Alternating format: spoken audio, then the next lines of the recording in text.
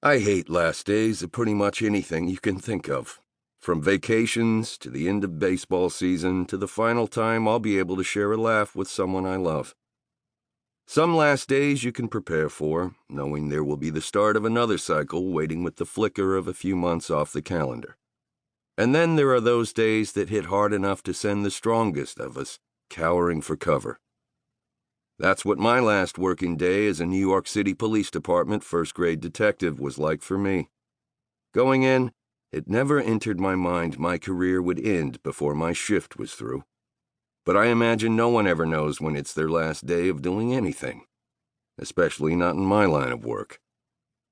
That day began with my usual routine, a 2-hour workout, a cold shower, and 2 double espressos sipped slowly while I scanned the morning tabloids and overnight police reports.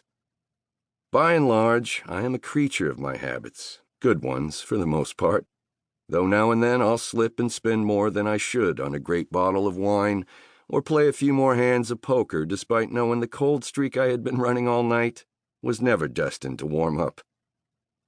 By 8 a.m., I sat on the front steps of my Greenwich Village brownstone waiting for my partner, Frank Pearl Monroe, to drive up. The early morning sun warmed my face, and it was already starting to feel like one of those New York City August days when the heat and humidity combo clouded your vision and made you long for a bitter blast of winter.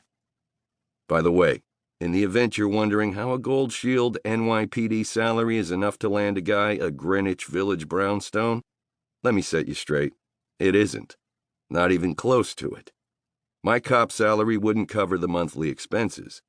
In my case, you can chalk it up to a little bit of luck and a father with a nose for real estate. When you go looking for a house, my dad would tell anyone within earshot, always move toward the cheapest home in the best neighborhood. That's how you end up with a winner. My father worked as a lugger down at the old 14th Street meat market.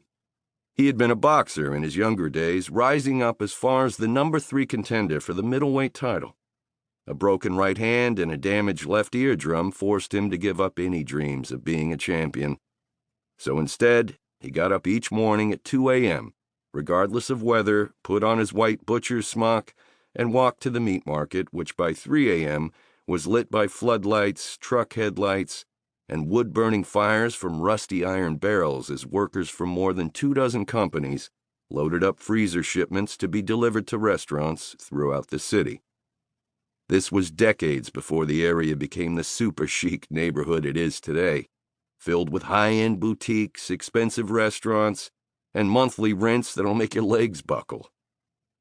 My father made good working man's money, some weeks clearing as much as $500 when overtime was heavy, and my mom was even better at socking it away.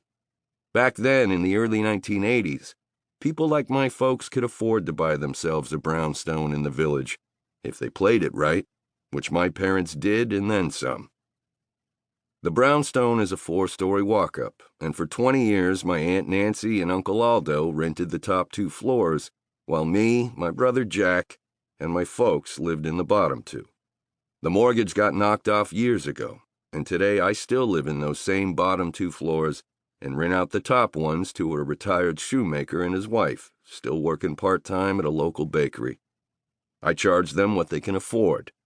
I'd much rather have quiet and steady neighbors than ones with deeper pockets and friends always in need of a place to crash. The brownstone has been my home for as long as I can remember, and I imagine it will be until my final days.